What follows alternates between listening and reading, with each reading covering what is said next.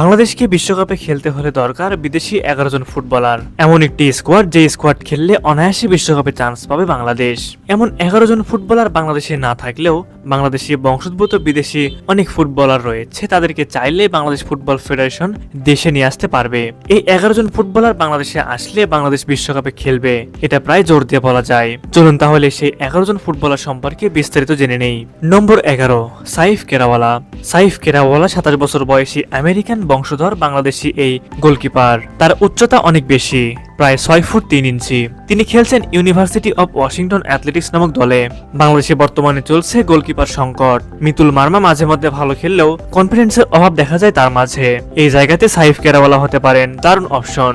নম্বর 10, Trevor ইসলাম। বর্তমানে Trevor ইসলাম Stanford men's সকার ক্লাবে খেলছেন। ট্রেভর ইসলাম মূলত একজন ক্লাসিক্যাল নাম্বার 9।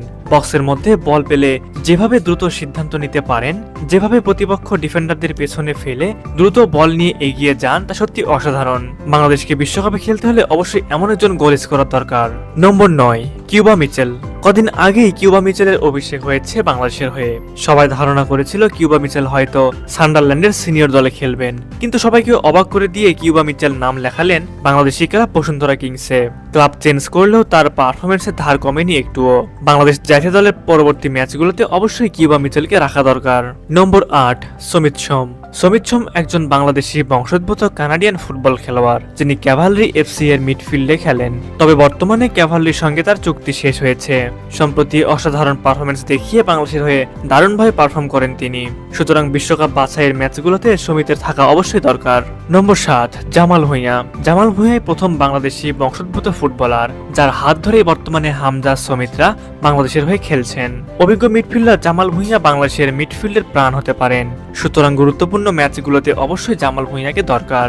নম্বর 6, ফাহমিদুল ইসলাম। আমরা সকলে জানি কিভাবে সিন্ডিকেটের কারণে দল থেকে বাদ দিয়ে দেওয়া হয়েছিল ফাহমিদকে, অথচ এই ফাহমিদ বর্তমানে ইতালিয়ান সিরিয়ার বয়সভিত্তিক লিগে ওলবিয়ে ক্যালসিয়ার মতো সিনিয়র দলের হয়ে খেলছেন। শুধু খেলছেনই না, তিনি বর্তমানে পারফর্ম করে যাচ্ছেন সবার থেকে ভালো, যার কারণে বাংলাদেশ দলে পরবর্তীতে ফাহমিদুলকে রাখা অবশ্যই দরকার। নম্বর 5, জায়ান হাকিম। নাম্বার 9 হিসেবে খেলার দায়িত্বে থাকা জায়ান হাকিমের মতো প্রতিভাবান ফুটবলের অধীনেই থাকলে বাংলাদেশের আক্রমণ ভাগ আরো শক্তিশালী হবে। সুতরাং বাংলাদেশ দলকে তার দেওয়ার অনেক কিছুই আছে, তাই দেরি না করে খুব তাড়াতাড়ি জায়ানকে বাংলাদেশ দলে রাখা দরকার। নম্বর 4, তারিক কাজী। তারিক কাজী বর্তমানে দেশের একজন ডিফেন্ডার। তার পারফরমেন্স দেখলে মনে হবে যেন ইউরোপের কোনো ডিফেন্ডার খেলছেন। বলতে গেলে বাংলাদেশের তিনি বর্তমান ও আগামীর সেরা একজন সেন্টার ব্যাক। নম্বর 3, ইকরামুল ক্যাসপার হক। ইকরামুল ক্যাসপার হককে বাংলাদেশের সার্জিও রামোস হিসেবে বর্ণনা করা হয়। তিনি অনূর্ধ্ব-23 দলের ক্যাম্পে ডাক পেয়েছিলেন। বাংলাদেশকে বিশ্বকাপে খেলতে হলে অবশ্যই ক্যাসপারকে বাংলাদেশের পরবর্তী ম্যাচগুলোতে রাখা দরকার। নম্বর 2, জায়ান আহমেদ। জায়ান আহমেদ যুক্তরাষ্ট্রে জন্ম নেওয়া একজন প্রতিভাবান ফুটবলার, যিনি ডিফেন্সিভ পজিশনে খেলেন। বাংলাদেশ দলের অনূর্ধ্ব-23 দলে ডাক পাওয়ার পরে তিনি দেখান চমক। অনূর্ধ্ব-23 দলে পারফর্ম করার পরপরই ন্যাশনাল টিমেরও ডাক পান তিনি। জায়ান বর্তমানে বাংলাদেশের ডিফেন্সের মূল ভরসা। সবশেষ নম্বর 1, হামজা চৌধুরী।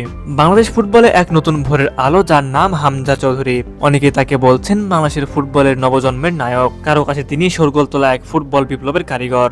জাতীয় দলের হয়ে সবগুলো ম্যাচেই হামজার পারফরমেন্স ছিল চোখে পড়ার মতো। দলকে গুরুত্বপূর্ণ পজিশনে রাখছেন তিনি। হামজা চৌধুরী দীর্ঘদিন বাংলাদেশ ফুটবল দলের সার্ভিস দিবেন, এটা মোটামুটি নিশ্চিত।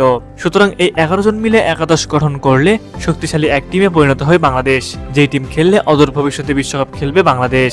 সুপ্রিয় দর্শক, আপনাদের কাছে কি মনে হয় এই 11 জন ফুটবলারকে যদি পায় বাংলাদেশ, তাহলে কি বাংলাদেশ পারবে বিশ্বকাপে খেলতে? এই বিষয়ে আপনাদের মতামত অবশ্যই আমাদের কমেন্ট করে জানাবেন।